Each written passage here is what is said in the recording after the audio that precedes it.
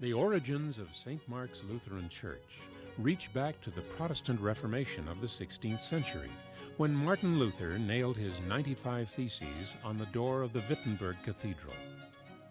From Luther's dramatic stand to the thousands of immigrants that came from the Old World to the New to express their religious beliefs, the founders of St. Mark's stand in a long tradition of Christians who built churches in which to worship God and raise their children. And many of the early St. Mark's members came from a Swedish background, rooted in reverence for music and careful attention to the sacraments. In 1945, World War II had come to an end, and Americans all over the country built churches in record numbers. At that time, the site at 24th and Grand was nothing more than an overgrown lot. Yet by the fall of 1945, as soldiers returned from the war, an idea for a new congregation on Spokane's South Hill began to take shape. In January 1946, 29 children and their families responded to the invitation by Lutheran leadership to attend a new Sunday school. By February, a group of 56 gathered in the Masonic Temple building on Grand Avenue for worship, led by Pastor Henry Hokanson. In August of 1946, Pastor and Mrs. Luther Livingston were called. Fresh from seminary and newly married, the Livingstons came to Spokane with great enthusiasm. Luther and I were married in 1946, and this was his first call right out of the seminary. And I'd never been away from home before, and I cried every mile of the way coming across the mountains, and I think he wondered what he got into. I was 19 by a month, and he was 24. And I've got to say, I think this congregation finished raising me. They taught me to cook, they taught me to sew, they taught me to do open houses, how to set the tea table, the whole 9 yards. Finally, on January 26, 1947, St. Mark's was officially formed as a part of the Augustana Synod of the Lutheran Church, and Pastor Livingston received 147 members that first day. From the beginning, St. Mark's was known for its music. The choir was organized under the direction of Mr. Orville Westberg and accompanied by Mrs. Byron Swanson. For the first few years, worship took place in the Masonic Temple. In those years, the temple was the site of many a Saturday night dance. Barely 8 hours after the dance, the essentials for worship were set up. The whole thing was pretty temporary, but it involved especially the men to put the things up and take it down for the Masonic Temple every week. Everything got folded and put away neatly. When we left church, you couldn't tell that we had church there. But some of the best times in those first years were the picnics in Manitou Park. I have a lot of memories of picnics at St. Mark's. Church picnics we would have, and watching all the men play baseball, and then we'd have three-legged races and have balloon throws and all kinds of fun things with the kids. By January 1949, church leadership announced plans to build an imposing new structure that reflected Swedish architectural elements on the southwest corner of Grand and 24th. Designed by E.W. Molander, the church could not be built before $30,000 was raised, and the entire building was estimated to cost $100,000. Groundbreaking on the first phase took place on July 23, 1950, and was a glorious day. So we trapezed from the Masonic Temple to 24th and Grand, and I watched Mrs. Anderson, who was the oldest lady member, turn a shovel of dirt. Through the winter, construction proceeded, and on April 22, 1951, the building was dedicated. At this time, it was only the west wing with fireside room and the back 1/3 of the nave. And while enthusiasm for the new structure continued to build, St. Mark's felt saddened when Luther Livingston felt called to resign at the end of August 1952 and assume a new position as Army chaplain. The call committee subsequently selected Reverend Willis F. Erickson of Roseburg to come to St. Mark's. He accepted the call and preached his first sermon on October 12, 1952. Later that year, Orville Westberg moved to Seattle, and he was replaced by Byron Swanson, who proceeded to direct the choir for the next 2 decades. One of the earliest events directed by Bud was the cantata 7 Last Words of Christ. In April 1954, the armorial bell tower was dedicated, but the main church sanctuary was yet to be completed. During the 1950s, St. Mark's women worked on a variety of projects that received local press coverage. Among them were the making of white feather Christmas trees, hand puppets, and other gift items for the annual food fair. It was in the middle 50s that St. Mark's pledged to retire the $29,000 debt and move toward completing the sanctuary. Soon the congregation approved preliminary plans for the new nave, chancel, and church school addition. On May 12, 1957, ground was broken for the new nave and chapel. The new section cost approximately $125,000 and was constructed in a modern Swedish Gothic design.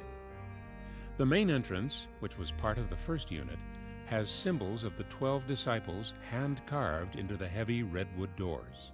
Dedication week began on Saturday morning with a 24-hour prayer vigil in which 72 individuals assumed responsibility for maintaining a continuous chain of devout prayer for the proper use of the new building and for a more effective outreach to the community. By September 1958, Willis Erickson felt called to the evangelism staff of the Augustana Lutheran Church and resigned at St. Mark's. By January 1959, it was announced that the Reverend Irvin Malm of Littleton, Colorado, had accepted the call. One of the highlights of his early ministry was a trip to the Holy Land in February 1960 as part of President Eisenhower's cultural exchange program. St. Mark's members also caught some of the vision of President Kennedy's call to ask not what your country can do for you, but what you can do for your country. 18-year-old George Engdahl volunteered to participate in an Icelandic work camp. George was quoted as saying, "I think efforts like this and President Kennedy's Peace Corps are on the right track for bringing worldwide peace." In 1963, the call committee announced that the Reverend Earl V. Sackerson had accepted the invitation to come to St. Mark's to replace Pastor Malm, who had moved to Minnesota. Christmas was always special at St. Mark's, and in the early 60s, a series of international Christmas fairs were presented on the 4 Sundays in Advent in 1963.